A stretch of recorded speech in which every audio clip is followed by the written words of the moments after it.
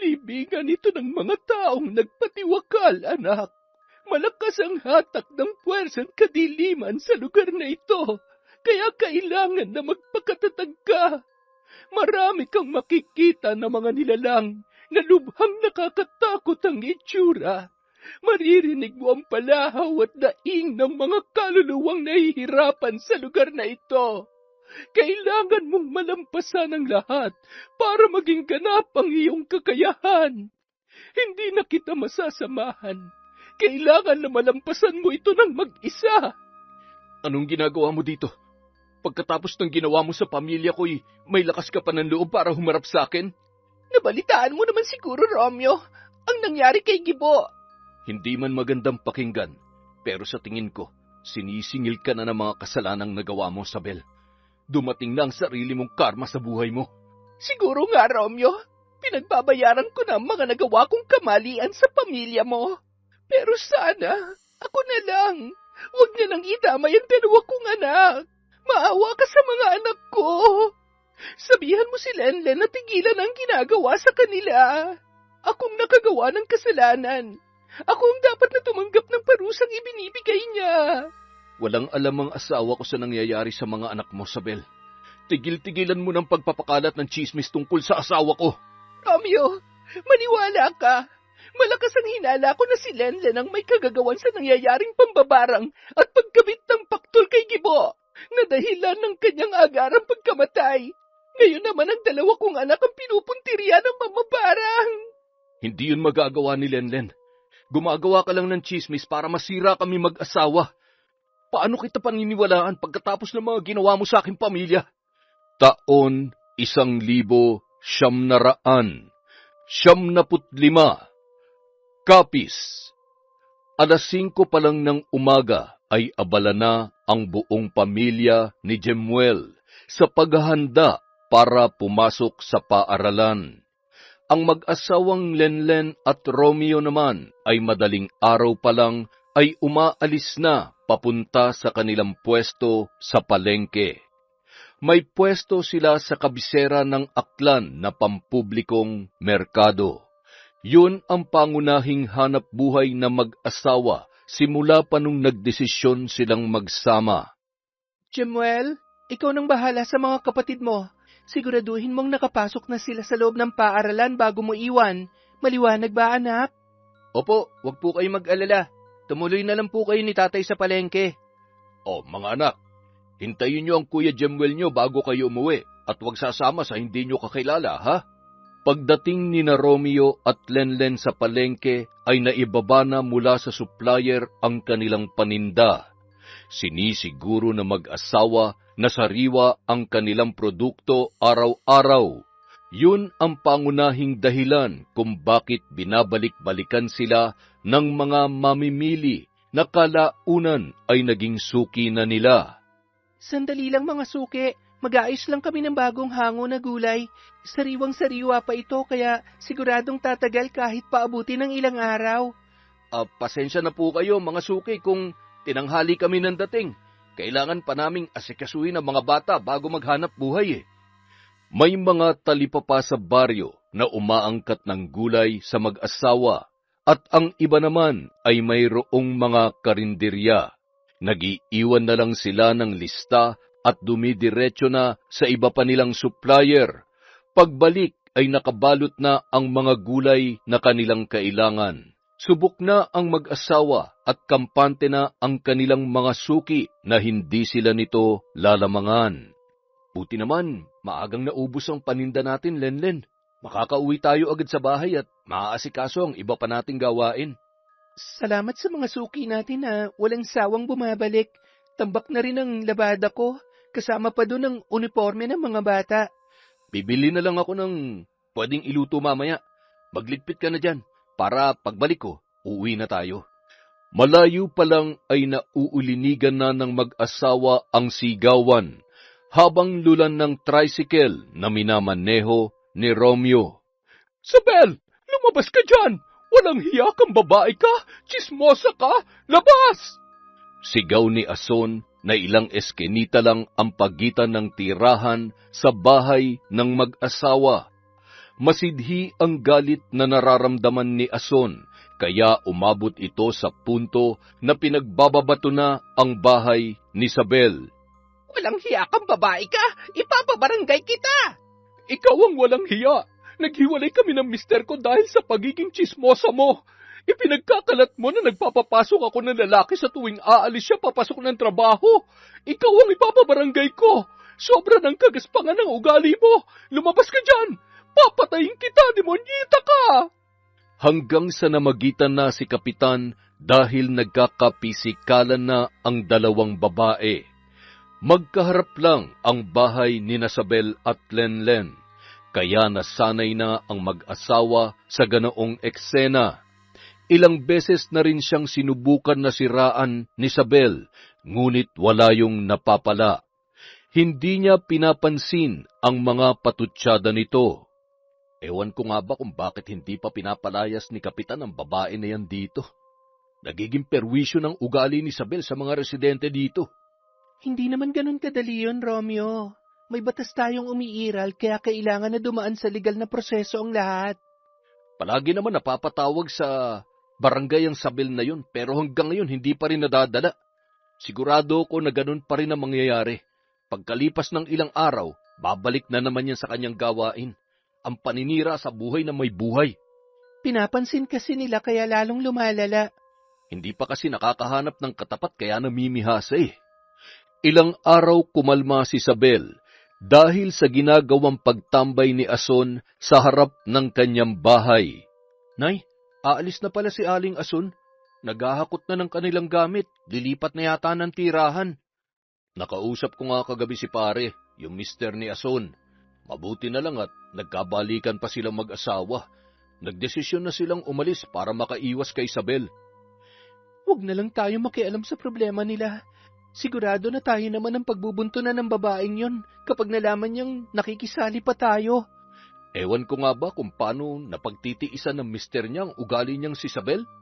Malamang nag-uumapaw ang pagmamahal ng mister niya kaya napagtitiisan niya yan. Kinabukasan, balik sa dating gawain si Isabel. Nagkataon na nandoon siya sa harap ng kanyang bahay nang dumating mula sa palengke ang mag-asawang Lenlen at Romeo. Len, tingnan mo si Isabel oh.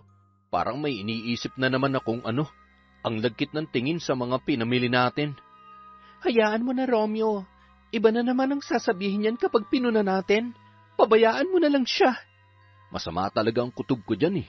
Siguradong may plano na naman kung paano tayo sisiraan. Tsaka na lang natin siya husgahan kapag nakita natin na may ginagawa siyang hindi maganda. Humahangos na dumating si Jemuel sa pwesto ng kanyang mga magulang. Namamaga ang pisngi ng binatilyo na halatang nakipagsuntukan. Oh, ano na naman ang ginawa mo? Bakit ganyan ang itsura mo? Sino nakaaway mo, ha? Tay, kalat na kalat sa buong paaralan na nagtutulak daw kayo ng pinagbabawal na gamot, kaya marami tayong pera. Sino naman na nagpapakalat ng ganyan chismis, anak? Nagpapakahirap kami ng tatay mo dito sa palengke para kumita ng pera. Yun nga po ang sinasabi ko sa kanila, Nay, pero pinagpipilitan nila na nagtutulak daw si tatay.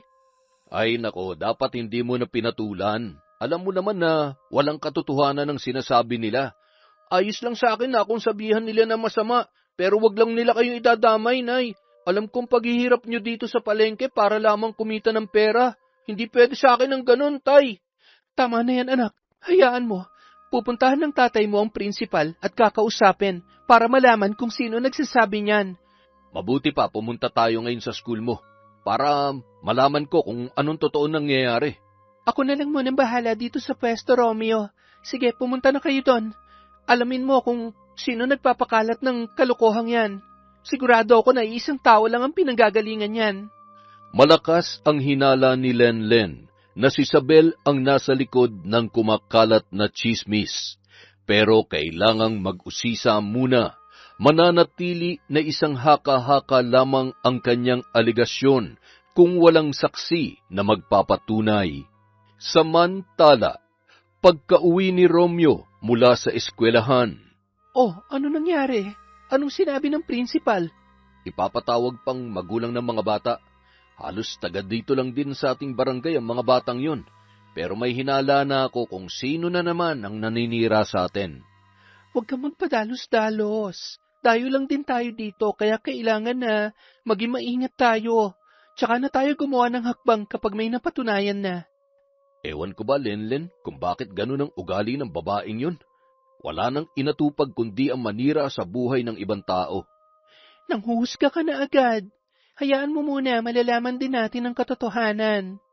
3:00 pa lang ng madaling araw ay umalis na ang mag-asawa para pumunta sa palengke. Kailangan tulungan muna ni Romeo si Lenlen bago ito dumiretso sa school ng panganay nilang anak. Jemuel, umiwas ka sa gulo, ha? Susunod ang tatay mo pagkatapos namin maayos ang ating paninda sa palengke. Sige po, Nay. Mag-iingat po kayo, Tay. Pagkalabas ng mag-asawa sa pintuan ay bumungad sa kanila si Isabel, na kasalukuyang nagwawalis sa harapan ng kanyang bahay. Panay ang sulyap nito habang nagkakarga ang mag-asawa ng kanilang bagahe. Agad na pinaandar ni Romeo ang tricycle para makaiwas sa mapanuring mata ng tsismosang kapitbahay. Naghahanap na naman yun ng ikasisira natin. Hindi na yata natutulog sa pagbabantay sa atin yun. Hayaan mo na, Romeo. Baka nagkamali lang tayo ng iniisip sa kanya. Mahirap nang mambintang, lalo na kapag wala naman tayong sapat na ebidensya. Humanda talaga siya sa akin kapag napatunayan ko na siya may pakana ng lahat ng ito. Pwede ba huminahon ka? May mga anak ka na kailangan pa ng kalinga. Paano na lang kami kapag napahamak ka? Nakakagigil na talaga yung ginagawa niya. Si Ason nga, nagkusa ng ilayo yung asawa niya dahil parang mapapatay na nun si Isabel kapag nanatili pa sila dyan. Pagdating sa palengke, agad nang inasikaso ni Romeo ang bagong hango nilang paninda. Kailangan bago sumapit ang 9:00 ay tapos niya na yon. 10:00 ang itinakdang oras ng principal ni Jemuel sa kanilang pagharap. Ilang sandali pa, may mangilan-ngilan na lang na bumibili sa pwesto nilang mag-asawa nang umalis si Romeo. Nagsimula na ang babae sa pagsasaayos ng kanyang natirang paninda. Sakaling meron pa, ay ibabagsak presyo niya na lang yon sa kanyang mga kapwa-tindera para makauwi na. Nagulat si Lenlen nang biglang may tumapik sa kanyang balikat. O Nay, ano pong ginagawa niyo dito ni tatay? Ano ka ba naman, Lenlen? Kung magtanong ka ay parang ayaw mo kaming makita ng ama mo. Hindi naman po sa ganun, Nay. Pinag-usapan na natin noon ang tungkol sa bagay na to, di ba? Lumayo lang kami ng nanay mo dito dahil may pinuntahan kami. Ang balak lang naman namin ay silipin ka sa pwesto niyo mag-asawa.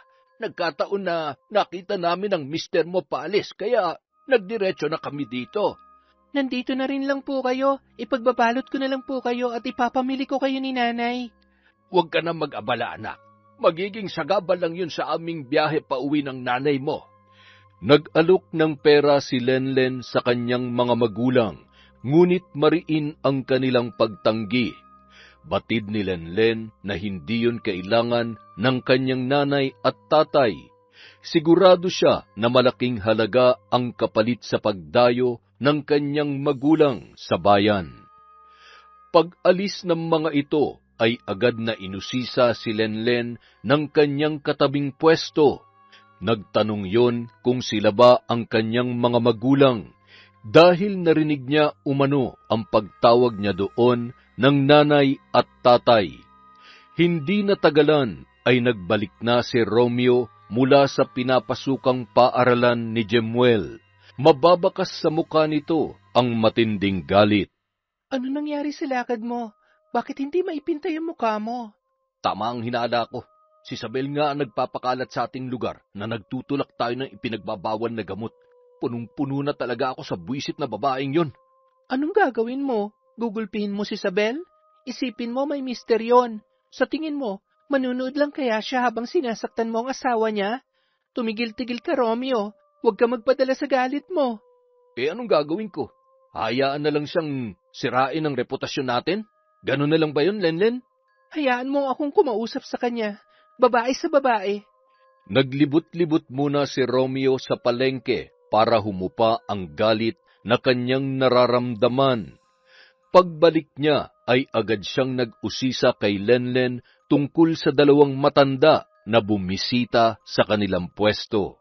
Sina nanay at tatay lang yon. May pinuntahan sila dito sa bayan kaya sumaglit para mangumusta.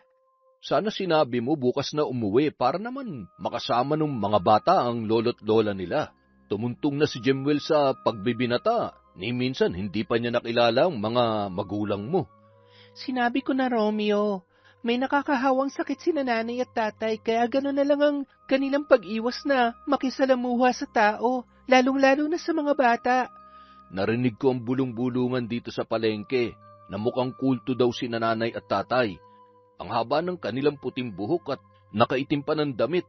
Si nanay nakatalukbong pa raw ng kulay itim. Bakit ba ganun ang ayos nila, Lenlen? Yun na kasi ang nakasanayan nila. Isa yun sa mga dahilan na ayaw kong pumirme sila sa bayan. Sigurado na husgahan lang sila ng mga tao. Oy, sige, hayaan mo na. Tayo na lang ang magbakasyon sa kanila. Mag-ipon lang muna tayo ng kaunti. Hindi na sumagot pa ang babae dahil madadagdagan lamang ang ginagawang pag-uusisa ng kanyang mister tungkol sa kanyang mga magulang. Isang beses palang nakasalamuha ni Romeo ang kanyang mga biyanan. Yun ay nung ikasal sila ng kanyang asawa.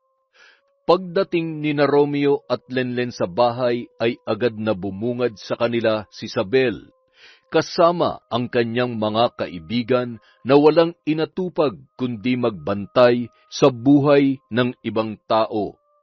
Susugurin na sana ni Romeo si Isabel kung hindi lang ito napigilan ng kanyang asawa. Romeo, pwede ba huwag kang pumatol sa babae? Ikaw pa mapapasama kapag ginawa mo yan. Pumasok ka na sa loob ng bahay. Isa-isang binitbit ni Romeo ang dalahan habang nakatuon ang matalim na tingin sa direksyon ni Isabel at ng kanyang mga kaibigan. Nagsipulasan ang mga yon ng kanilang mapagtanto na nagagalit ang lalaki. Anong tinitingin-tingin nyo? Mga tsismosa! Halika na nga, Romeo. Huwag mo na silang patulan. Napako si Isabel sa kanyang kinatatayuan nang makita na tila nagliliyab ang mga mata ng lalaki. Dumiretso si Lenlen sa barangay para ipatawag si Isabel. Pati ang mga magulang ng kaklase ni Jemuel na tumayong saksi sa tsismis na ipinapakalat ng kanilang kapitbahay. Naglakad si Lenlen papunta sa barangay para idulog ang problema nilang mag-asawa kay Isabel. Hindi inaasahan ni Lenlen ang sumunod na pangyayari. Nagulat na lamang siya nang may biglang humablot sa kanyang buhok. Aray! Ang buhok ko! Bitiwan mo ang buhok ko! Ganito na babagay sa yung babae ka. Akala mo kung sino kayong nakakaangat sa buhay? Kung makapambintang kayo? Napahiyaw na lamang si Lenlen dahil sa ginawang pagkaladkad sa kanya ni Isabel. Nagtamo ng maraming sugat at galos ang babae pagkatapos siyang hilahin ni Isabel sa magaspang na kalsada. Inawat ang dalawa ng mga taong nagkataon na naroroon. Sa bilis ng pangyayari ay hindi nakapaghanda si Lenlen, kaya nagawa siyang saktan ni Isabel bago sila maawat. Tay! Tay! Si nanay! Tay! Sigaw ni Jemuel sa ama pagkatapos niyang madaanan ang kanyang nanay na kasalukuyang binibigyan ng paunang lunas. Oh, bakit anak? Sa labas pa lang ay nauulinigan ko na yung sigaw mo. Ano nangyari? Inaway ka na naman ba ng kaklase mo? Usisa ni Romeo sa kanyang anak. Humihikab pa ito dahil kagigising lamang. Si nanay, tay, napaaway. Nandun po sa may barangay. Ano? Ikaw nang bahala sa mga kapatid mo, Jemuel, ha? Pupuntahan ko lang ang nanay mo. Opo, tay. Mag-iingat po kayo. Dahil sa pagmamadali, hindi na nagawang magsuot ng pang-itaas na damit ni Romeo. Tumakbo na siya papunta sa kanto kung nasaan si Lenlen. Pagkakita sa kalagayan ng kanyang asawa ay agad na sumabog ang nagpupuyos na galit ng lalaki. Sinong gumawa nito sa asawa ko? Sabihin nyo! Sino? Mabilis na tumakas si Isabel nang makita si Romeo na nagwawala. Dumating naman agad si Kapitan na may kasamang tanod ng barangay, kaya naawat ang pagwawala ng lalaki. Agad na nag-utos ang Kapitan na sunduin si Isabel para maayos ang gulo na kanyang kinasangkutan. Isabel, kotang-kota ka na talaga sa akin. Paulit-ulit ka na lang na ipinapatawag sa barangay. Kailan ka pa ba madadala? Tahimik ako, Kap. Sila to masama ang tingin sa akin. Gumanti lang ako. Tahimik? Kailan pa? Seryoso? Nagagawa mo pa magsabi ng ganon? Huwag ka na magdahilan sa akin ng mga ganyang palusot. Masyado ng gasgas yan, Isabel. Oh, ano ka ngayon? Porsigido si Romeo na ipakulong ka dahil sa ginawa mo sa kanyang asawa. Hindi naman makatarungan yon, Kap.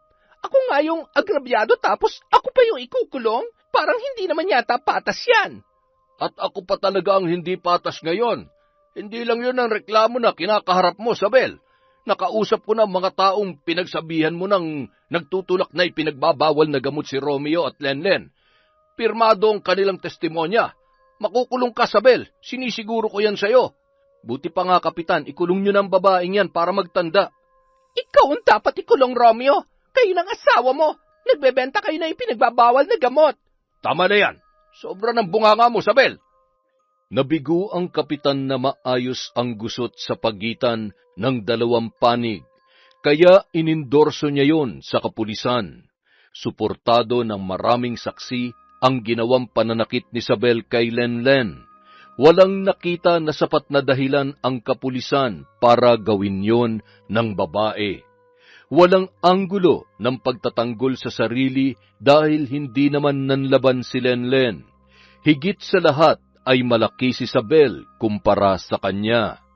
Pursigido si Romeo na kasuhan si Isabel ng pisikal na pananakit na may kasamang danyos sa pinsala na natamo ni Lenlen. Nakalaboso naman ang babae at nakulong dahil sa kanyang ginawa.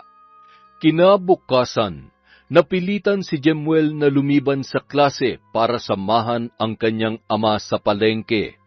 Naiwan si Lenlen at ang dalawa pa niyang anak sa bahay. Kinailangan nilang hindi pumasok para may makasama ang kanilang ina na nahihirapan gumalaw noong mga sandaling yun. Tay, grabe naman ang ginawa ni Aling Isabel kay nanay. Ano ba naging kasalanan natin para pag-initan niya tayo ng ganun? Wala tayong kasalanan, anak. Likas lang na masama ang ugali ng Isabel na yun. Sigurado po ba kayo na matutuluyan ang pagkakakulong ni Aling Isabel? Sa ginawa niya, nararapat lang na maturuan siya ng leksyon.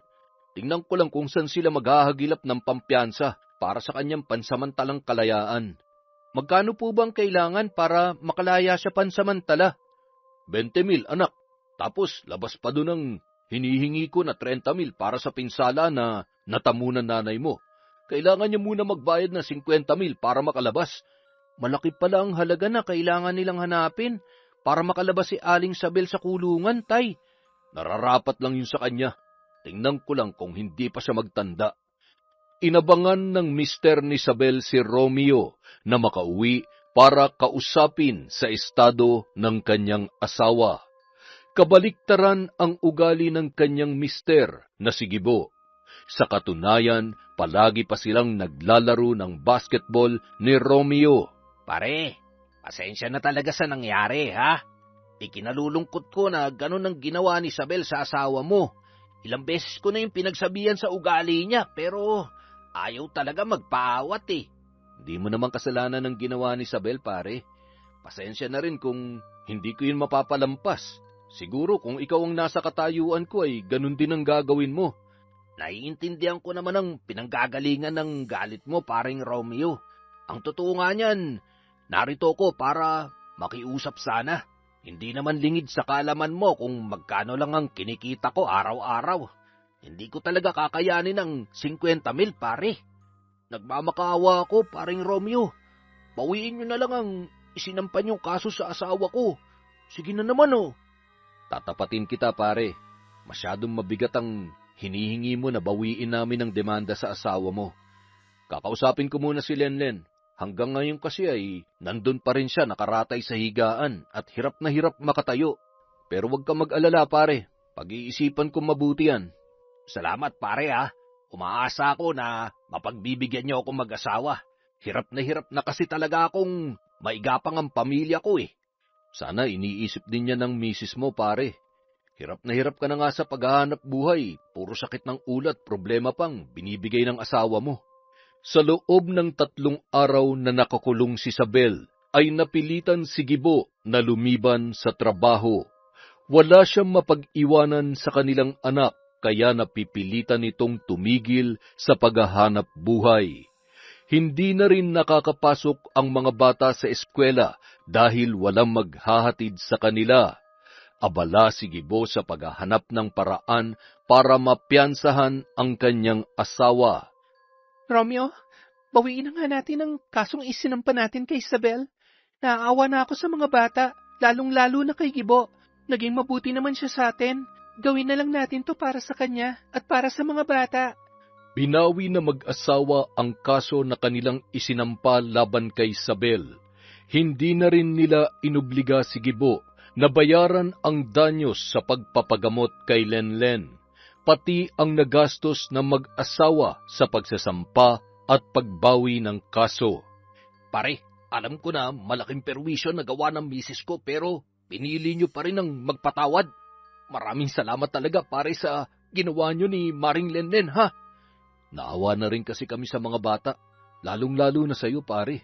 Ang hiling ko lang, sana hindi na maulit ang ginawa ni Isabel sa asawa ko. Tigil-tigilan na rin niyang pagkakalat ng tsismis sa aking pamilya. Pangako pare, tuturuan ko ng leksyon ng asawa ko. Asahan ko yan pare ha. Sakaling ulitin pa ni Isabel ang ginawa niya sa amin, hindi na ako makakapangako na pagbibigyan pa kita. Naiintindihan ko pare. Salamat talaga. Pagkalabas ni Isabel sa kulungan ay agad siyang kinausap ng masinsinan ng kanyang asawa. Subukan mo pang ulitin ang ginawa mo. Iiwanan na kita. Dadalhin ko ng mga bata pa uwi sa Mindanao. Bahala ka na sa buhay mo. Kaya ayusin mo na yung utak mo. Kasalanan mo lahat ng ito, Gibo. Kung nagsisikap ka lang sana sa buhay, edi sana hindi tayo naghihirap ngayon. O edi parang inamin mo na rin. Kaya mo sinisiraan si paring Romeo at Maring Lenlen dahil naiinggit ka sa kanila. Sana nagsusumikap ka kagaya ni Maring Lenlen. Naging magaan lang naman ang buhay nila dahil katuwang siya ni paring Romeo sa paghahanap buhay. Sana kung inilalaan mo yung oras mo sa makabuluhang bagay, baka sakaling umasenso rin tayo. Malamang ay katulad na rin nila ang buhay natin. Hay nako, napakamalas ko at ikaw ang naging asawa ko. Ikaw ang pinakamasaklap na dumating sa aking buhay. Hindi na kinaya ni Isabel ang ginagawang pagpapamuka sa kanya ni Gibo ng katotohanan. Umalis na ito para makaiwas sa kanyang mister na halata naman na pumapanig sa nagpakulong sa kanyang asawa. Hindi ako titigil hanggat hindi ako nakakaganti sa ginawa niyo sa akin, Romeo. Lenlen, maghihiganti ako sa ginawa niyong pamamahiya sa akin. Saad ni Isabel sa kanyang isipan habang nakatingin sa bahay ng mag-asawa na nagpakulong sa kanya. Simula nang makalabas ang babae sa kulungan ay hindi na ito lumalabas ng kanilang bahay. Nahihiya na siyang makisalamuha sa kanyang mga kabarangay, lalong-lalo na sa mga nakasaksi nung hulihin siya ng kapulisan. Aba, mukhang nagtanda na si Isabel ah. Naging tahimik ng lugar natin simula nung tumigil siya sa kakatambay sa labasan. Sana nga'y magtuloy-tuloy na yung hindi niya paglabas sa loob ng bahay nila, Romeo. Pagkalipas ng ilang buwan, lalong lumago ang kabuhayan ng mag-asawang Romeo at Lenlen. Si Isabel naman ay palihim na naghihimutok sa tindi ng inggit na kanyang nararamdaman. Tingnan ko lang kung makakangiti pa kayo sa gagawin ko. Sambit ni Isabel sa kanyang isipan. Kinagabihan, palihim na sumalisi ang babae para lumabas at puntahan ang tricycle na minamaneho ni Romeo papunta sa palengke. Pinutol niya ang linya na dinadaluyan ng likido para gumana ang preno ng tricycle. Pagkatapos gawin yon, agad siyang bumalik sa loob ng kanilang bahay para hindi siya paghinalaan ni Gibo sakaling gumana ang kanyang plano. Jemuel, tutal wala ka namang pasok bukas. Ikaw na munang sumama sa tatay mo sa palengke. Umuulan ngayon eh. Maglalaban na muna ako para matuyo ang uniforme nyo. Opo, Nay. Approve. Matulog ka na maaga para hindi ka antukin bukas kapag nandun ka na sa palengke. Maaga pa naman ang alis nyo ng tatay mo. Sabado bukas kaya sigurado na maraming tao doon. Si Nanay talaga. Wala naman akong gagawin pagkatapos ng trabaho sa palengke. Babawi na lang ako ng tulog pagka-uwi ko. Ikaw ang bahala, basta siguraduhin mo lang na magigising ka ng madaling araw, ha? Mainipin pa naman ang tatay mo, baka mapagalitan ka nun. Si Romeo naman, wiling-wili sa pakikipaglaro sa kanyang dalawang anak sa sala. Pinuntahan nito ang kanyang panganay at asawa nang marinig niya ang pag-uusap ng dalawa sa kusina. Len, patimpla mo nga ako ng kape. Inaantok na ako eh. Akala ko ba maaga kayo bukas? Hayaan mo na. Sigurado naman ako na papagurin mo ako mamaya. Pwede ba tumigil ka nga sa kalukuhan mong yan, Romeo? Naririnig ka ng mga bata. Wala naman akong sinasabi ah. Sige na, ipahatid mo kay Jemuel ang kape ko. Nahagip ng paningin ni Lenlen na panay ang tingin ng kanyang anak sa labas ng kanilang bahay. Sandali, Romeo. Ano bang meron sa labas? Panay ang tingin ng dalawa mong anak. Kanina pa sila nangungulit na nakita nila umano si Isabel sa labas ng bahay. Tiningnan ko naman, wala naman dun. Ano naman ang gagawin ni Isabel sa bakuran natin? Hayaan mo na, baka namamalik mata lang ang dalawang yan. Inaabangan ko nga baka bumalik eh. Mahirap na, baka totoo rin ang sinasabi ng mga anak mo.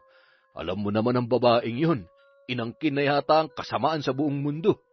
Kinabukasan, maagang nagising si Jemuel para sumama sa kanyang ama. Maayos ang naging pag-alis ng dalawa.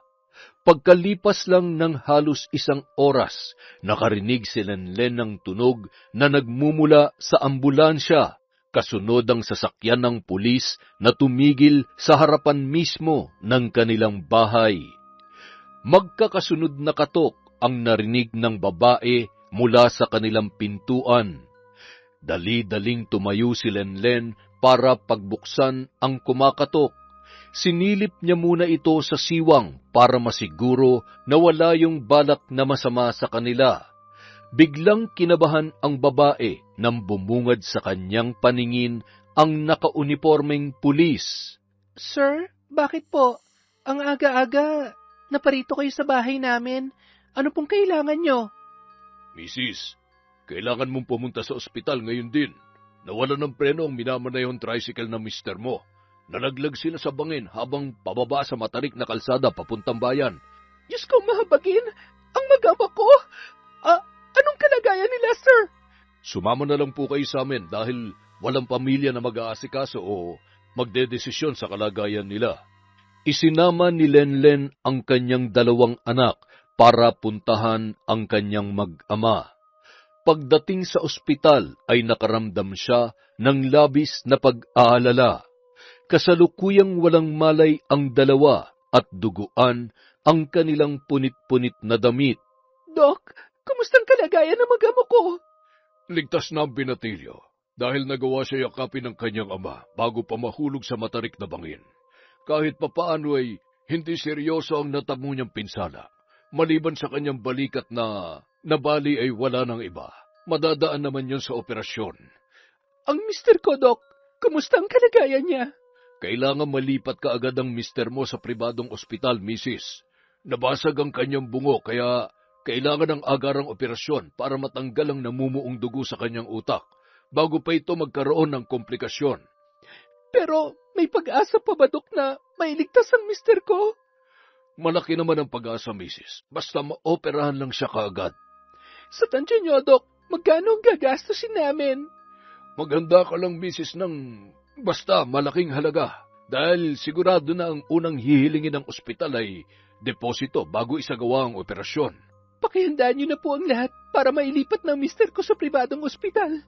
Kinailangang ilabas ni Lenlen sa bangko ang naitabi nilang pera. Subalit kulang pa rin yon sa hinihinging deposito ng ospital.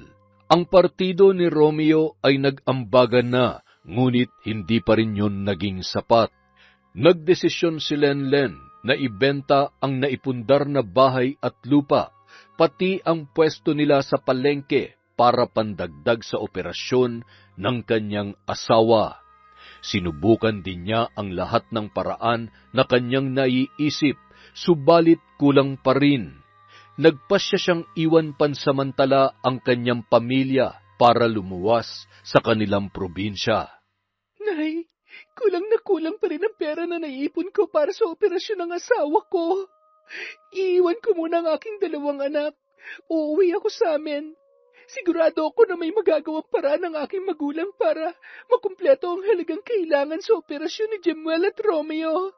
Handa si Lenlen na suungin ang lahat, alang-alang lamang sa kaligtasan ng kanyang mag-ama.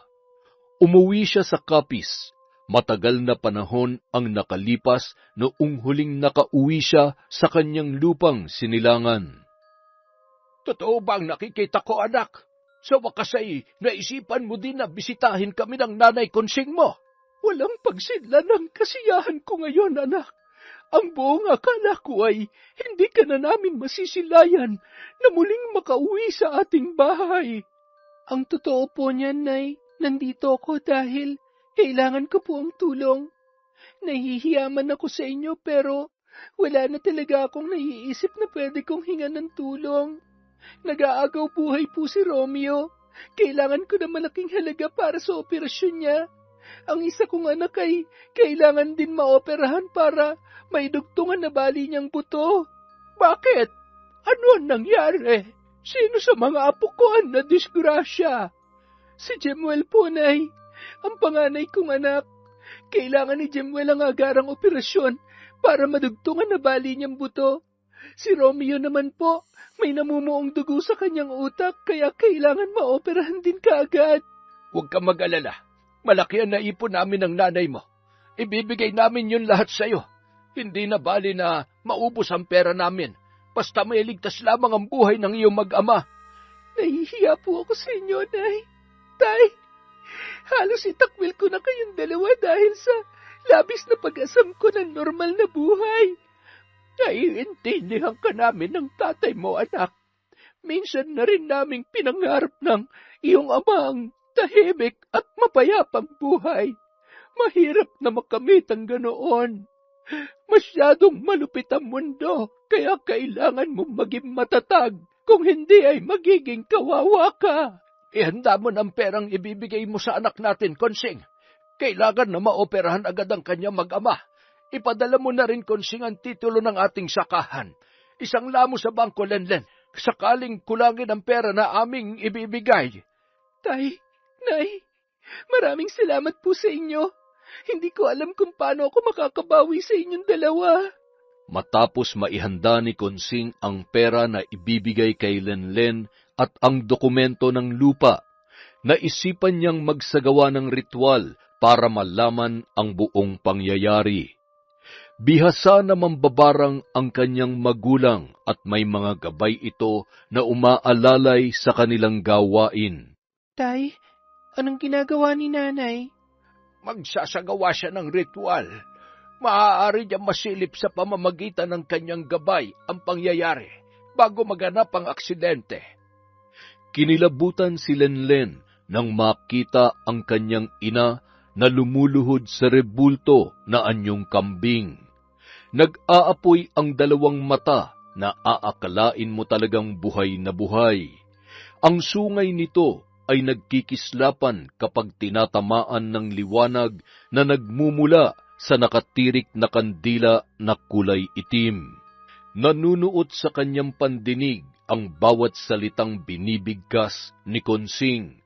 Isang dasal o orasyon na nakabaybay sa salitang Latin. Si Molong naman inilabas ang itim na punyal. Napatakip si Lenlen ng kanyang mata dahil sa ginawa ng kanyang ama.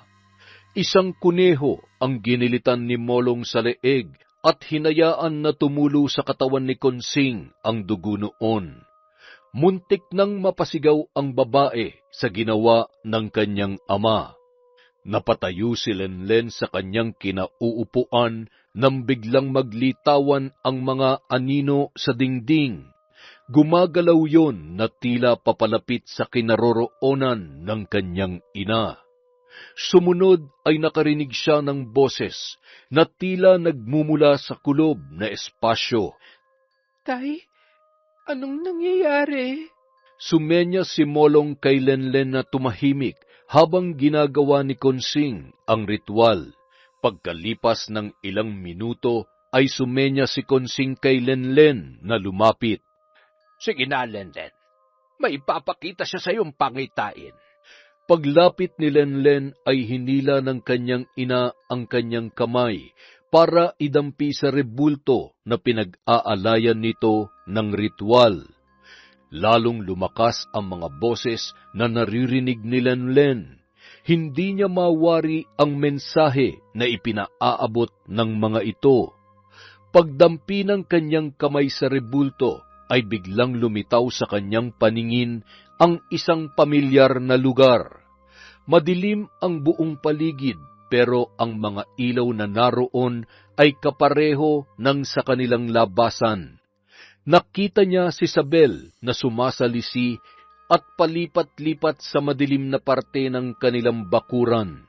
Binutasan ni Isabel ang kable na nakakabit sa preno ng motor ng tricycle. Sumirit ang likido na pumipigil sa preno kapag ito ay inaapakan. Biglang napalitan ng galit ang takot na kanyang nararamdaman. Sinadya ang aksidente na nangyari sa iyong mag-ama, Lenlen. Kilala mo ba ang babae na may kagagawan sa pagsira ng preno ng motorsiklo? Kilala ko po, Nay. Ibig sabihin, tama ang nakita ng aking mga anak nung gabi bago maganap ang aksidente. Ilang ulit niya na yan ginawa sa pamilya ko, Nay. Papayag ka ba na gagawin niya na lamang yan basta-basta sa inyo? Sana kung noon ka pa gumawa ng hakbang na iwasan ng maganap ang ganitong pangyayari. Lubha kang nagpadala sa takot na maaaring masira ang buhay ng pamilya mo kapag nalaman nila ang totoo mong pinanggalingan. Ano pang hinihintay mo? Ang dumating ang panahon na tuluyang kang mawalan ng mahal sa buhay. Ayaw kitang sisihin, anak, pero sana'y pag-isipan mo kung nararapat pa ba na ipaglaban ang inaasam mong normal na buhay. Maninindigan ako, Tay. Ipinapangako ko yun sa inyo ni Nanay. Babalik ako dito para maningil sa taong may kagagawan ng trahedyang ito sa pamilya ko. Nagmamadaling lumawas si Lenlen sa syudad ng Iloilo, kung saan kasalukuyang nakakonfine ang kanyang mag-ama. Ginawang collateral ni Lenlen ang titulo ng lupa na pag-aari ng kanyang mga magulang. Halos 5 milyon mahigit ang inabot ng operasyon ni Romeo. Nay, ipagkakatiwala ko muna sa inyo si Romeo habang nagpapagaling. Maghahanap ako ng trabaho para matustusan ang kanyang natitirang gamutan. Isasama ko ang 3 bata sa poder ng aking mga magulang. Magtutulungan muna tayo habang nagsisikap ako na makabangon. Yan lang naman ang tangi naming maiaambag sa pinagdadaanan mo sa kasalukuyan, Lenlen. Sa totoo lang ay nahihiya ako sa iyo. Alam kong hirap ka na pero pilit ka pa din lumalaban. Humahanga ako sa iyo dahil hindi mo sinusukuan si Romeo. Hindi ako papayag, Nay, na basta na lang masisira ang pamilya na pinaghirapan namin buuin ni Romeo. Sino kaya ang walang puso na gumawa ng ganoon sa mag-ama mo? Napakahalang naman ang kanyang kaluluwa. Malaman ko lang kung sino ang nagsabotahe sa tricycle na sinakyan niya. Makakatikim talaga siya sa akin. Ipaubaya niyo na sa akin ang bagay na yon, Nay. Magbabayad ang taong may kagagawan sa paghihirap ng pamilya ko. Maraming kailangang gawin para tuluyang gumaling si Romeo. Naapektuhan ang kakayahan nitong makagalaw ng maayos. Kinabitan ng simento at bakal ang kanyang paa at kamay para maghilom ang nabaling buto. Ang kanyang bungo naman ay kailangang lagyan ng tornilyo para muling mabuo. Ang tanging may pagpapasalamat ni Lenlen ay nakaya ni Romeo na malampasan ang kanyang pinsalang natamo. Naibenta ni Lenlen ang kanilang bahay, kaya kinailangan na nilang lisanin yon sa lalong madaling panahon. Umuwi si Lenlen para magligpit ng gamit na kanyang ililipat sa magulang ng kanyang asawang si Romeo. Habang nagliligpit ang babae kasama ang kapatid ng mister, pinuntahan siya ni Gibo para kumustahin. May pinaghihinalaan ka na ba, Lenlen? Kung sino ang gumawa nun? Subukan mo kayang kausapin ang asawa mo, Gibo. Imposible ang sinasabi mo, Lenlen. Kasama ko si Isabel ng buong gabi bago maganap ang aksidente. Nakita ng anak ko na pumasok si Isabel sa bakuran namin ng gabi bago maganap ang aksidente. Mahirap paniwalaan ang aligasyon na sinasabi mo, Lenlen. Hindi ako naniniwala na ginawa yun ni Isabel. Paniwalaan mong gusto mong paniwalaan, Gibo. Alam mo naman ang ugali ng asawa mo. Nagsisisi talaga ako na pinagbigyan ko pang kahilingan mo noon. Sana hindi na sinapit na mag-ama ko ang ganito. Hindi ko naman kinakalimutan ang ginawa niyong mag-asawa pero hindi naman makatarungan na pagbintangan mo, Lenlen, ang asawa ko na walang sapat na ebidensya. Patunayan mo muna ang aligasyon mo bago kita paniwalaan. Kapag hindi nyo napatunayan na siya may kagagawan nun, pwede niya kayong idemanda. Ang kapal naman ng mukha mo, Gibo. Sana tumupad ka sa napagkasunduan natin. Umuwi ka na. Aalis na kami. Sana maging ganap ang kasiyahan ng asawa mo sa aming pag-alis. Magsasalita pa sana ang lalaki, pero tuluyan na siyang itinaboy ng kanyang kapitbahay na si Lenlen. Pagkatapos maikarga sa truck na maghahakot ng gamit na mag-asawa, ay agad na umalis ang babae. Nahagip ng kanyang paningin si Isabel sa tindahan, na abot tenga ang ngiti. Tila nagbubunyi pa ito sa nangyari sa kanyang pamilya. Sulitin mo ng kasiyahan mo, Isabel. Pansamantala lang ang lahat ng ito. Sa muli nating pagkikita, ipinapangako ko na gagapang ka sa lupa. Saad ni Lenlen sa kanyang isipan habang ipinupukol ang matalim na pagtitig kay Isabel. Pagkatapos maayos ang kalagayan ng mister, ay agad na itong nagpaalam na pansamantalang iiwan niya para maghanap buhay. Sumilay ang masaganang luha sa pisngi ni Romeo. Dadalawin ka naman namin dito palagi ng mga bata. Kailangan lang talaga natin magsakripisyo para malampasan ang pagsubok na ito. Makabubuti na dun munang mga bata sa poder ng aking mga magulang. Matanda na rin si Nanay Iska para pagsabihin pang pag-aalaga sa inyo ng mga bata. Pasensya ka na, Romeo, kung hindi kita matutukan na alagaan. Kailangan may kumayod sa ating pamilya. Pasensya ka na, Lenlen. Patawarin mo ko kung kinailangan mong suluhin ang lahat ng problema. Wala kang kasalanan, Romeo. Ang importante ay nakaligtas ka. Magpagaling ka para muling mabuo ang pamilya natin. Agad na lumuwas si Lenlen sa poder ng kanyang mga magulang.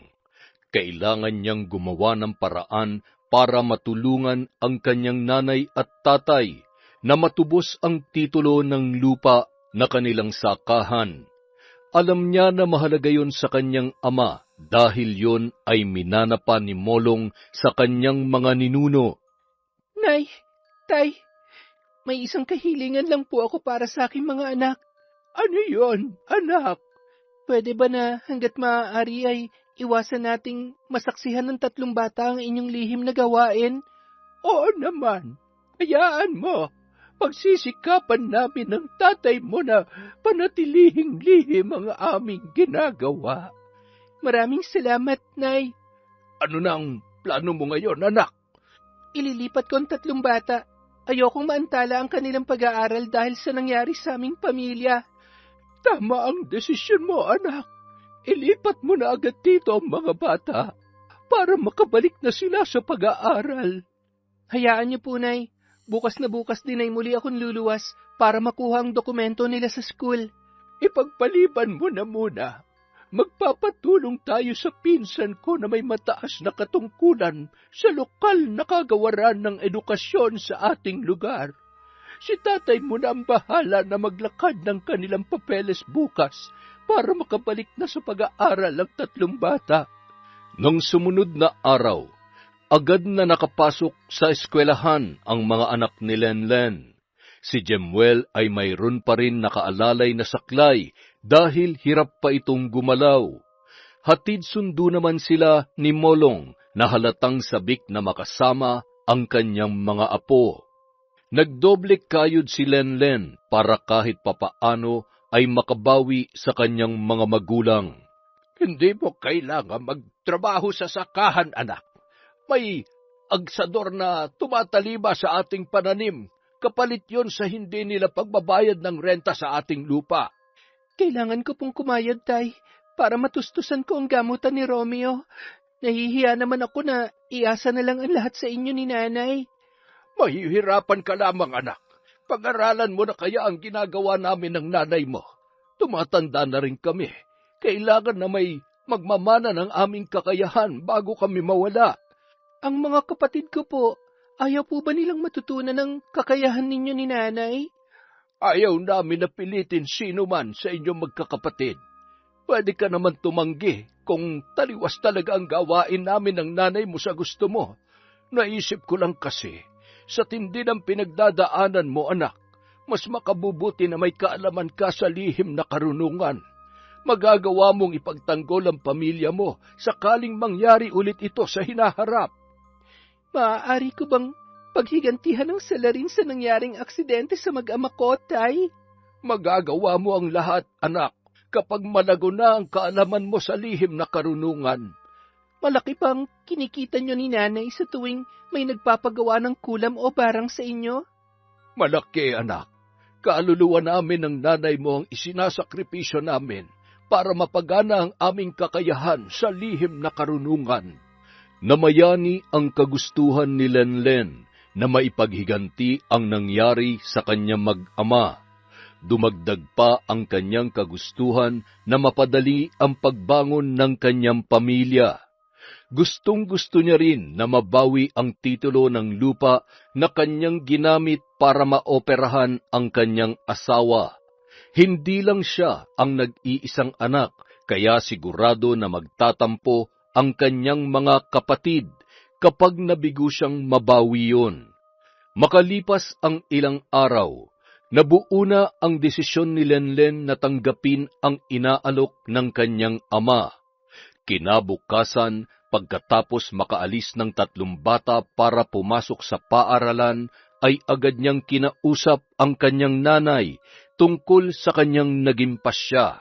Sakaling buo na ang desisyon mo ay kailangan mong dumaan sa pagsubok para maging ganap ka ng kasapi sa aming hanay. Kailangan mong pagdaanan ang pagsubok na susukat sa iyong katatagan bilang tagapagtaguyod ng kaliwang kaalaman. Ang kaliwang kaalaman ay tumutukoy sa mga bihasang gumagamit sa lihim na karunungan para makapaminsala sa ibang tao o gamitin ito bilang parusa. Sila ang mga mangkukulam, mambabarang, manggagaway at gumagawa ng gayuma. Ano pong pagsubok, nay? Kailangan na makahanap ka ng mabagsik na gabay. Ang gabay na may sapat na kakayahang kumarga sa paktol o iyong pambabarang na lubhang nakamamatay. Ang paktol o tigalpo ay maaaring isabay sa barang basta may sapat kang kaalaman. Paano ko po makakamit ang tinutukoy niyong gabay, nay? Makakamit mo yon kapag nalampasan mo ang pagsubok. Kailangan magkaroon ng sanduguan sa pagitan nyo ng gabay. Kusa yung umaamo kapag namarkahan na ng dugo. Walang bawian ng ganitong kasunduan, anak. Kaya kailangang buo ang iyong loob. Buo na po ang pasya ko, nay. Gagawin ko ito para sa mga mahal ko sa buhay. Kung ganun ay, Mamayang gabi, isasagawa natin ang pagdaan mo sa pagsubok na susukat sa katatagan mo. Maaari kang umatras sakaling hindi pa buo ang iyong pasya, anak.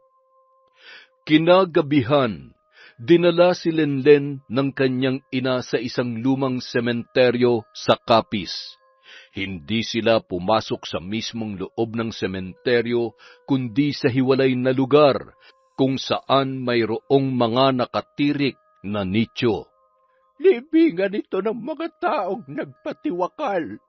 Malakas ang hatak ng puwersang kadiliman sa lugar na ito, kaya kailangan na magpakatatag ka. Marami kang makikita na mga nilalang na lubhang nakakatakot ang itsura. Maririnig mo ang mga palahaw at daing ng mga kaluluwang nahihirapan sa lugar na ito. Kailangan mong malampasan ang lahat ng iyon para maging ganap ang iyong kakayahan. Hindi na kita masasamahan. Kailangang mapagtagumpayan mo ito ng mag-isa. Naiwan si Lenlen sa sementeryo kung saan nakakabingi ang katahimikan sa karimlan ng gabi. Sinimulan ng babae na iusal ang dasal na itinuro ng kanyang nanay Konsing. Paulit-ulit niya yung sinasambit habang humahakbang ang dalawang paa papasok sa gitna ng libingan. Unti-unti nararamdaman ni Lenlen ang pagbigat ng kanyang talampakan. Tila may mga nilalang na pumipigil sa kanya na marating ang pinakagitnang bahagi ng sementeryo. Inusal pa ng babae ang dasal ng paulit-ulit hanggang sa halos isinisigaw niya na ito. Biglang lumakas ang ihip ng hangin na tila may nagbabadyang pagsama ng panahon. Nakakarinig siya ng daing, hiyaw at pagtangis na nagmumula sa mga nilalang na tila lubhang nahihirapan. Lumitaw ang mga nilalang na may mapupulang mata, naaagnas ang muka at mayroong mga sungay. Binaliwala lamang yon ng babae hanggang sa matagumpay niyang narating ang gitna ng libingan. Umalingaw-ngaw ang nakakabinging hiyawan sa pandinig ni Lenlen. Lumitaw ang maitim na usok na naging dahilan para lumabo ang kanyang paningin. Biglang kumidlat ng malakas at tumama yon sa mismong nichong naroon. Kusang lumabas ang isang bungo mula sa nicho na tinamaan ng kidlat.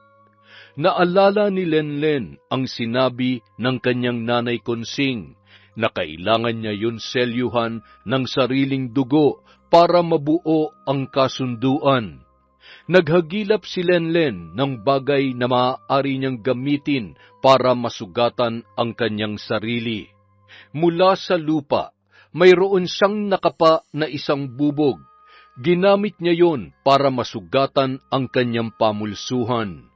Agad sumirit ang masaganang dugo dahilan para kusang lumapit sa kanya ang bungo. Nilinis ng dugo ni Lenlen ang mga duming nakakapit sa naturang bungo. Agad hinawakan ng babae ng mahigpit at patakbo itong umalis para umuwi sa bahay ng kanyang mga magulang. Nagkataon nagising pa si Jemuel, kaya nang kumatok si Lenlen, ang panganay niyang anak ang nagbukas ng pintuan. Sariwa pa sa ala-ala ni Jemuel ang masaklap na sinapit nila ng kanyang ama. Nabigla ang binata kaya napasigaw ito nang bumungad sa kanya ang nakakabahalang kalagayan ng kanyang ina. Nanumbalik ang trauma at takot na kanyang naranasan noong naaksidente sila ng kanyang amang si Romeo. Lolo! Lola! Si nanay! Tulong! Biglang napatakbo ang dalawang matanda at nagmadaling inalalayan si Lenlen upang makapasok sa kanyang silid.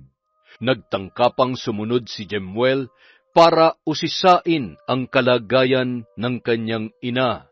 Subalit sinabi ng kanyang lolo at lola na siya ay magpahinga na lamang. Nanlilimahid ang buong katawan ng babae sa naiwang sariwang dugo. Nakahawak pa ito sa bungo na naging kulay pula dahil sa likidong lumabas sa kanya. Kami na ang bahala ng lola mo dito, Apo. Puntahan mo na lang ang dalawa mong kapatid dahil siguradong natatakot din ang mga yon. Ayos lang po ba si nanay, Lo? Oo, babalitaan na lang kita mamaya. Susunod na lamang ako sa silid niyong magkakapatid. Paika-ikang naglakad si Jemuel papunta sa kanilang silid. Bakas sa mukha nito ang labis na pag-aalala. Nagawa ng anak natin, Molong. Ganap nang naging aktibo ang kanyang kakayahan sa lihim na karunungan. Nararamdaman ko ang kanyang umaapaw na karga na nagmumula sa kanyang gabay. Kailangan lang ni Lenlen ng ilang araw para manumbalik ang nawala niyang lakas. Ikaw na ang bahala dito, Konsing. Pupuntahan ko lamang ang mga bata sa kabilang kwarto. Lilinisan ko lang ang buong katawan ni Lenlen. Pagkatapos ay bibihisan ko na lamang siya. Pakisalang na lang ulit ang nilanggas kong mga halamang gamot. Maigi yon para mabilis na mapalitan ang nawalang dugo sa kanyang katawan. Pagkalipas ng 2 araw ay tuluyan ng gumaling si Lenlen. Nagkusa ang kanyang isipan sa pagmemorya ng mga dasal na ginagamit sa karga na pangkambute, pamuder, kalasag at pambalote. Mahalaga na maging bihasa muna sa dasal si Lenlen bago sumalang sa pagsasagawa ng pambabarang. Pagkatapos noon, binigyan ni Konsing ang kanyang anak ng alagang pamaham na pangunahing medium sa pagsasagawa ng pambabarang. Inilagay niya yon sa baul kasama ng bungo na gamit sa pagkakabit ng nakamamatay na paktol. Pinapakain yon ni Lenlen ng hilaw na karne sa tuwing sasapit ang Martes at Biyernes. Kakaiba ang alagang pamaham ni Lenlen kumpara sa karaniwang gamit na insekto ng mambabarang. Binubuo yon ng iba't ibang uri ng makamandag na ahas. Nay, luluwas po ako. Dadalawin ko po si Romeo. Dadaanan ko na rin ang paaralan ng mga bata para makuha ko ng mga naiwan nilang dokumento. Mag-ingat ka, anak. Pakiabot na lang ang nakayanan namin na tulong ng tatay mo para kay Romeo. Sabihan mo siya na sumunod agad dito kapag gumaling na. Makakarating po, Nay. Kayo na po munang bahala sa mga bata habang wala po ako. Pagkatapos madaanan ni Lenlen si Romeo at makuha ang kailangan na dokumento, sunod na pinuntahan niya ay ang dati nilang tirahan. Iba na ang nakatira doon at napinturahan na yun ng bago. Ibang-iba ang itsura kumpara nung sila pa ang nakatira. Nagtanong-tanong ang babae sa dati niyang mga kaibigan. Ayon sa kanila, ang mag-asawang Gibo at Sabel na ang pumalit sa dati nilang pwesto sa palengke. Malakas ang kanilang kita dahil sa mga dating suki ng mag-asawa na patuloy pa rin bumabalik sa naibenta nilang pwesto. Kinausap umano ni Sabel ang bagong may-ari para sila na ang magrenta. Ganito palang balak mong babae ka, kaya ipinahamak mo ang aking mag-ama. Tuturuan kita ng leksyon na hindi mo makakalimutan. Dumiretso si Lenlen sa palengke kung saan kasalukuyang nakapwesto sina Gibo at Sabel. Nabigla si Sabel nang makita si Lenlen sa harapan ng kanyang tindahan. Anong ginagawa mo dito? Huwag mo akong idamay sa kamalasan ng pamilya mo. Kamalasan? Baka kamalasan sa kapitbahay ang tinutukoy mo. Alam kong ginawa mo. Ah, talaga? Eh di patunayan mo. Hindi naman pinapaniwalaan sa husgado ang chismis. Hindi nga. Wala naman akong balak na maghabla pa sa husgado. Pinalabas na nga kita sa kulungan noon dahil nagmakaawa ang mister mo. Umalis ka na nga dito, Lenlen. Ginugulo mo lang ang negosyo ko eh. Magsaya ka na. Sulitin mo na yan. Magbunyi ka na sa tagumpay mo sa pagsira sa aming buhay, pero hindi pa tayo tapos. Balang araw, magmamakaawa ka sa akin. Pinapangako ko yan. Dumakot ng lupa si Lenlen sa mismong harapan ng pwesto ni Isabel. Agad niya yon isinilid sa kanyang bulsa. Umalis ka na nga. Naalibad pa rin ako sa mukha mo eh. Alis! Shupi! Tumalikod na lamang si Lenlen at naglakad ng walang imik. Pero bago siya makalayo, ay pinukul niya muna ng matalim na tingin si Isabel. Ilang sandali pa, nakasalubong ni Lenlen si Gibo, na bakas sa muka ang pagkabigla.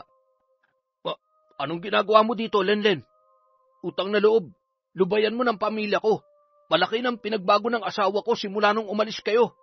Naririnig mo bang sinasabi mo, Gibo? Kailan mo pa nabili ang buong palengke, ha? Pasensya na. Ayoko lang na bumalik pa kami sa dati. Siguro may mali din sa pakikitungo niyo dati sa asawa ko, kaya umabot tayo sa ganun. Ngayon, naging maayos naman ang takbo ng buhay namin simula nung umalis kayo. Hindi ko gusto ang tabas ng dila mo, Gibo. Huwag mo na akong kakausapin. Pampublikong palengke ang lugar na ito. Pupunta ako dito anumang oras ko gustuhin.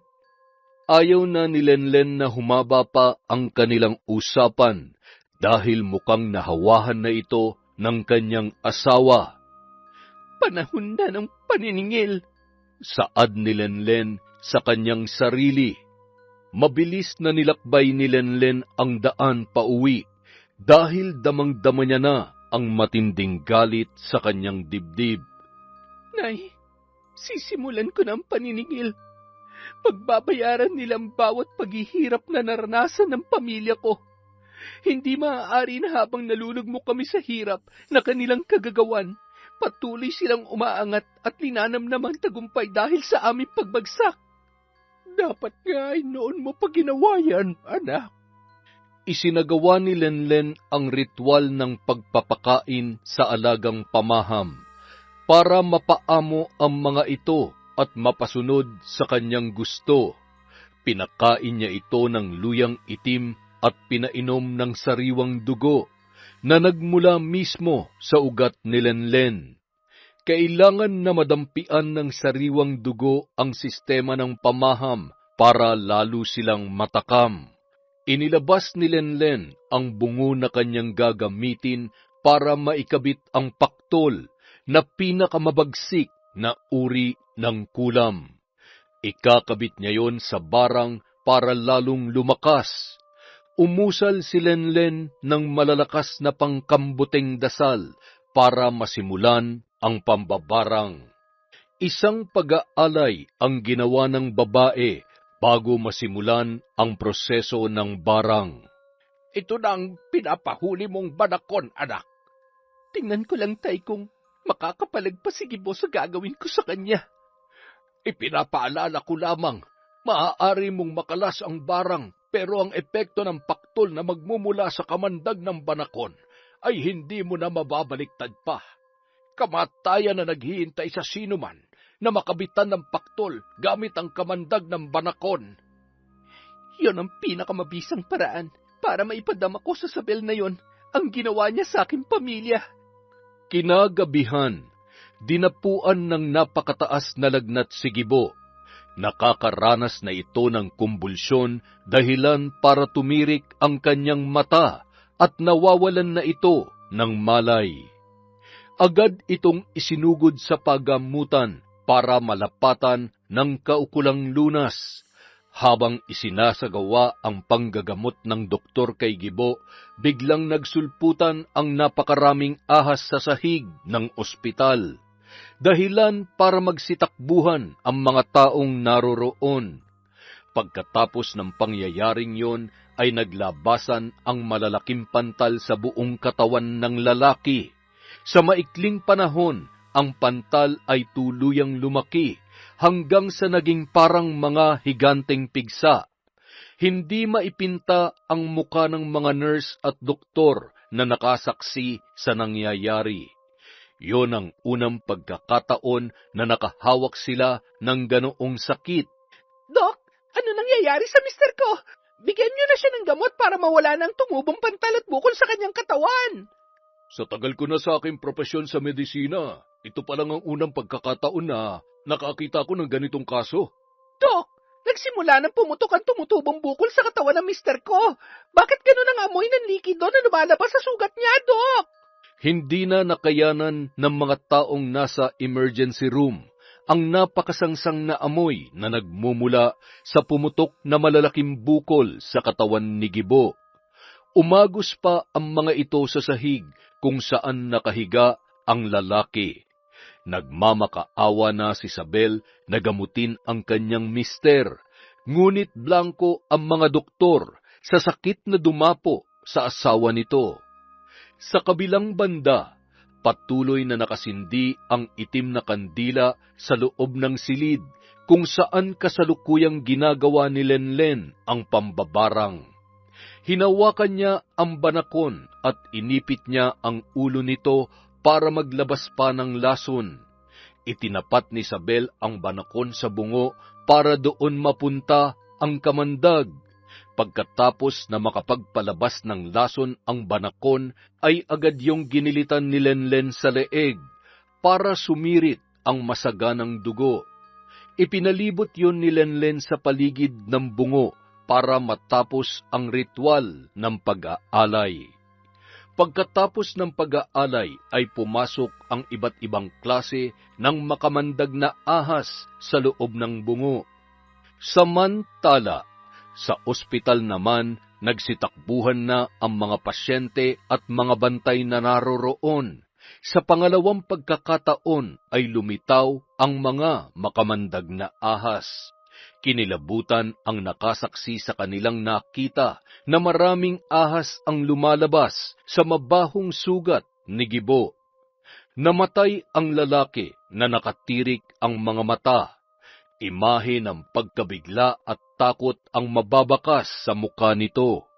Umaliwalas naman ang mukha ni Lenlen nang makauwi ang ahas na tinalian niya ng sinulid na kulay puti. Nagbago ang kulay ng sinulid. Mula sa kulay puti ay napalitan yon ng kulay pula.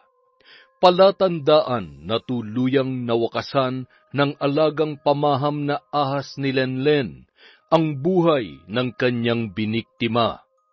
Agad na ipinalibing ni Isabel si Gibo. Abot langit ang kanyang kalungkutan dahil sa malagim na sinapit ng kanyang mister. Ilang araw lamang ang lumipas. Ang mga anak naman nila ang nakaramdam ng parehong sintomas na naging dahilan ng pagkamatay ng kanyang asawa. May nakapagsabi kay Isabel na subukan na humingi ng tulong sa isang albularyo. Hindi pangkaraniwan ang pagkamatay ni Gibo. Malakas ang kanilang hinala na nabiktima ito ng pambabarang. Dumulog si Isabel kay Tio Sito na kilalang albularyo sa Panay. May alam ka ba na nakagalit mo, misis? Bakit niyo naman yun naitanong, Tio Sito? Biktima ng nakamamatay na paktol ang mister mo.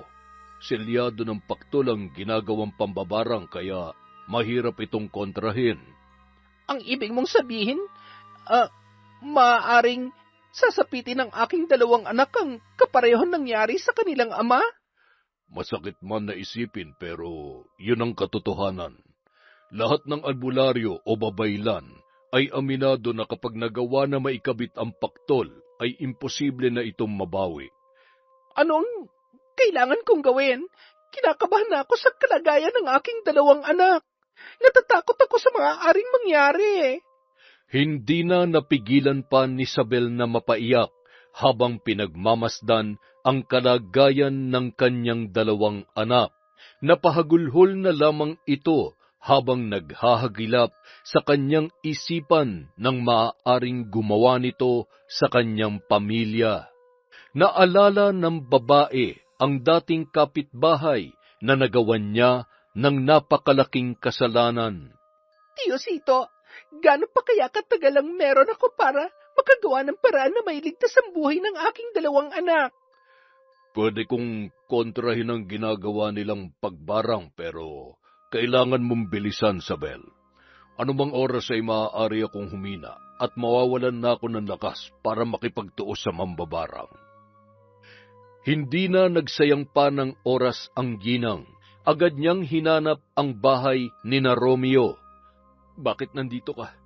Pagkatapos ng ginawa mo sa pamilya ko, may lakas ka pa ng loob na humarap sa akin? Nabalitaan mo naman siguro ang nangyari kay Gibo. Pangit man pakinggan pero sa tingin ko ay sinisingil ka na ng mga kasalanan mong nagawa, Sabel. Dumating na ang sarili mong karma sa buhay. Siguro nga, Romeo. Pinagbabayaran ko na ang mga kamalian na nagawa ko sa pamilya mo. Pero sana naman, ay ako na lang. Huwag nang idamay ang dalawa kong anak. Maawa kayo sa kanila. Ako nakagawa ng kasalanan. Ako dapat tumanggap ng parusa na ibinibigay ni Lenlen. Walang alam ang asawa ko sa nangyayari sa mga anak mo, Sabel. Tigil-tigilan mo ng pagpapakalat ng chismis tungkol sa asawa ko. Romeo, maniwala ka. Malakas ang hinala ko na si Lenlen ang may kagagawan sa nangyayaring pambabarang at pagkabit ng paktol kay Gibo na naging dahilan ng kanyang agarang pagkamatay.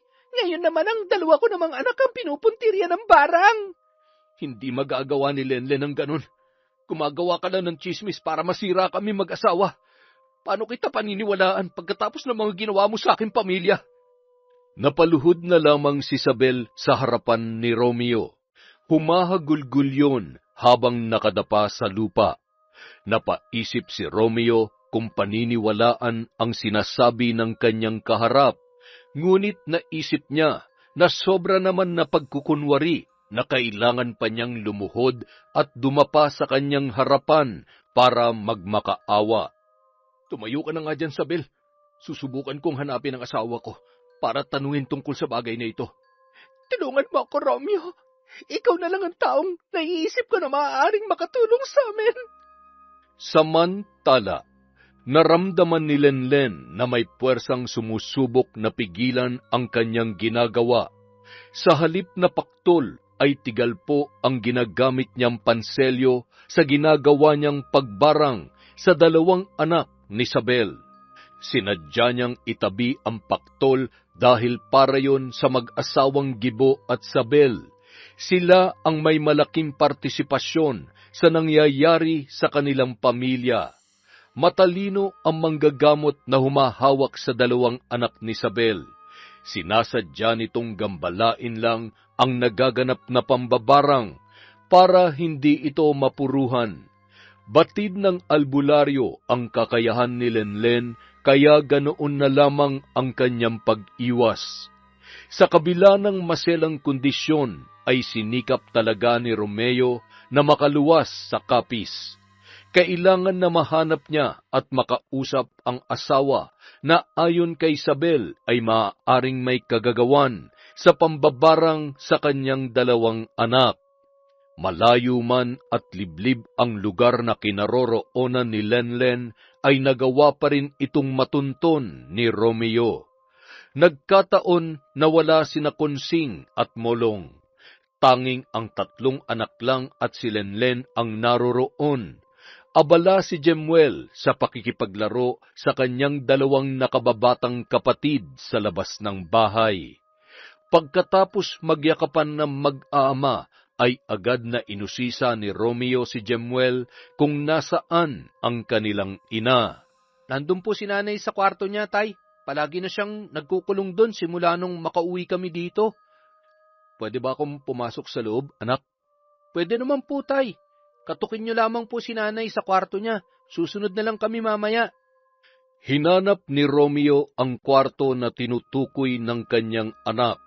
Sinubukan niyang maghagilap ng siwang na maaari niyang silipan, pero lubhang sarado ito at mukhang nakadoble pa ang dingding para masiguro na walang makakasilip. Biglang kinabahan si Romeo nang makaamoy siya ng parang nasusunog na kandila.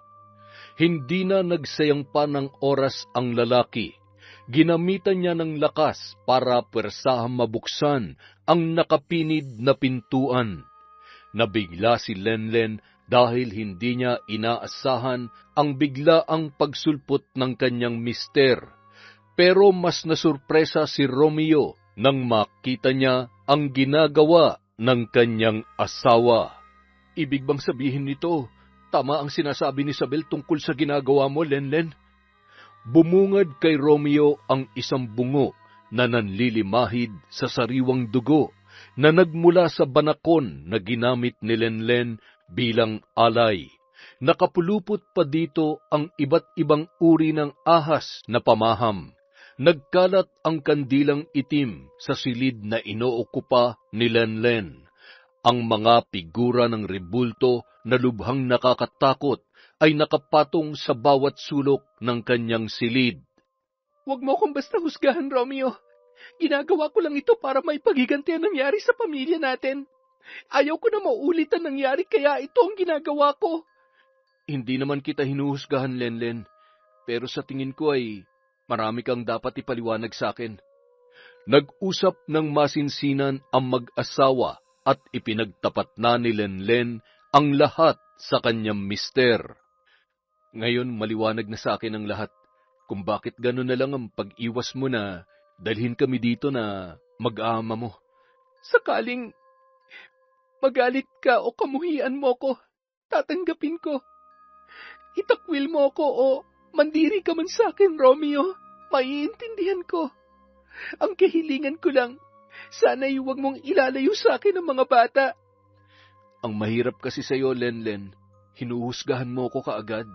Paano ko kamumuhian ng nag-iisang babae na walang ginawa kundi mahalin ako? Nung malagay sa peligro ang buhay ko, hindi ka nawalan ng pag-asa na iligtas ako.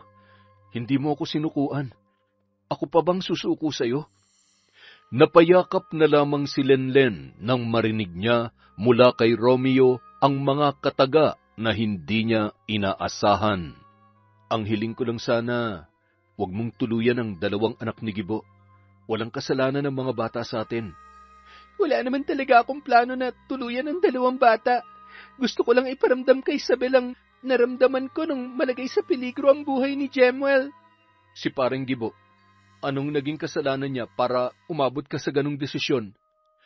Isinalaysay ni Lenlen ang buong pangyayari at bagay na kanyang natuklasan, pati na ang masasakit na salita na ibinato ni Gibo sa kanya.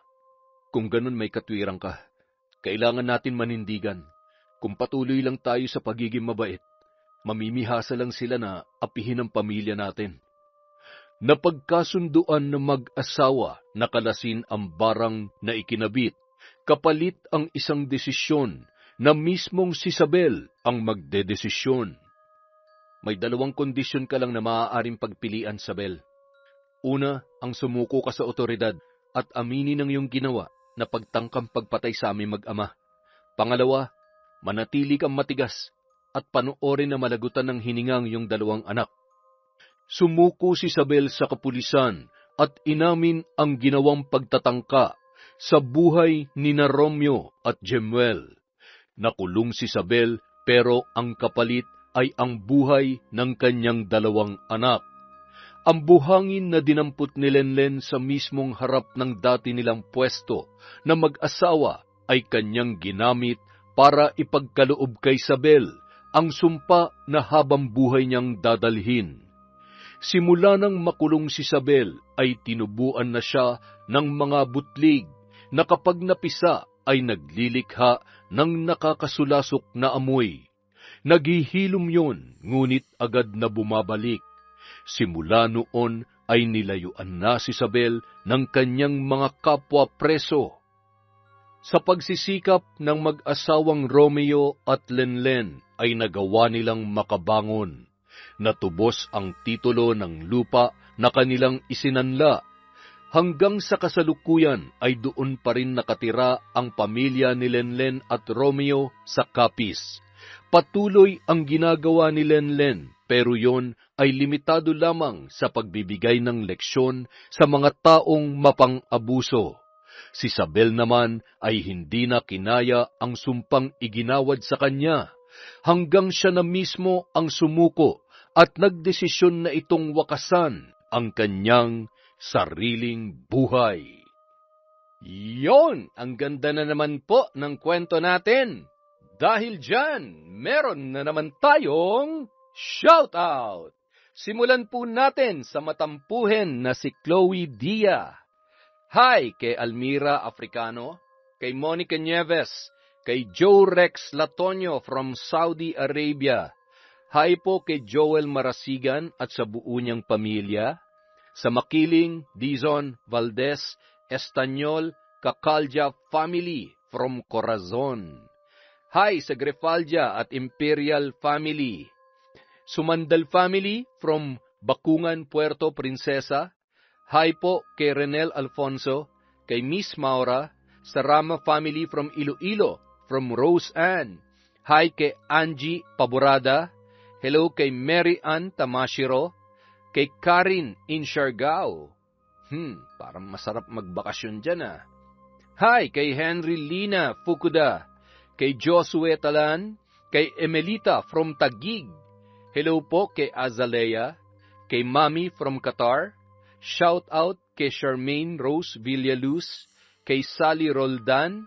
Hello po kay Lady Dam, kay Jenny Lazarito, kay Selena Constantino. Hi kay Marjorie Dequilia from General Santos City. Mika sa RG. Hello. Hi po kay Marites Nalica, kay Mary Grace at Roberto Grefaldia, kay Aida Corpus. Hello po kay Dimple at sa ate niya na nasa Taiwan na si Beth T. Tado. G. Tado. Hehe. Shoutout din po kay I Love Resort Pinay. Hi kay Michelle de la Cruz, kay Edgardo Fontanilla, kay Charlie Salivo. Hi po kay Joycey Vlog TV, kay Pamela Allen, sa Cabral family from Estela da Silva. Hi kay Mariam Duca, kay Christine Azure. Hello kay Lagawang Shaw TV, kay Melody Lagaras. Hi po kay Virginia Belay, kay Arjidan Bansag from Hong Kong. Hello kay Willie Galvez, kay Vicky Yabut, kay Amy Bug, kay Arialyn Notarte. Hello din po kay Lynn Villanueva from Doha, Qatar, kay Maura from Kuwait, kay Josefina Fuelias from Pasig City. Hello kay Kitty Gold, kay Crush Joy BTS. Hi po kay Alma Naong, kay Filipina Palsario. Shout out kay Rose Maricao, kay Jenmer Garcia from Angeles, Pampanga. Hi kay Jonathan Tingson from Tarlac, kay Edgar Ocon, kay Gigi Ganay. Hello kay Doris Estander, kay Bondaki TV from Singapore, kay Perlin Tuba. Hi kay Realiza Eusebio, sa Labanon or Labanon family from Maricel. Hi po kay Romulo Laman Jr., kay Chona Baynosa at kay Tess Sumanting. Maraming salamat po sa walang sawang pakikinig sa Kwentong Enteng. Yun pong mga hindi nabanggit, marami pa po tayong susunod na video.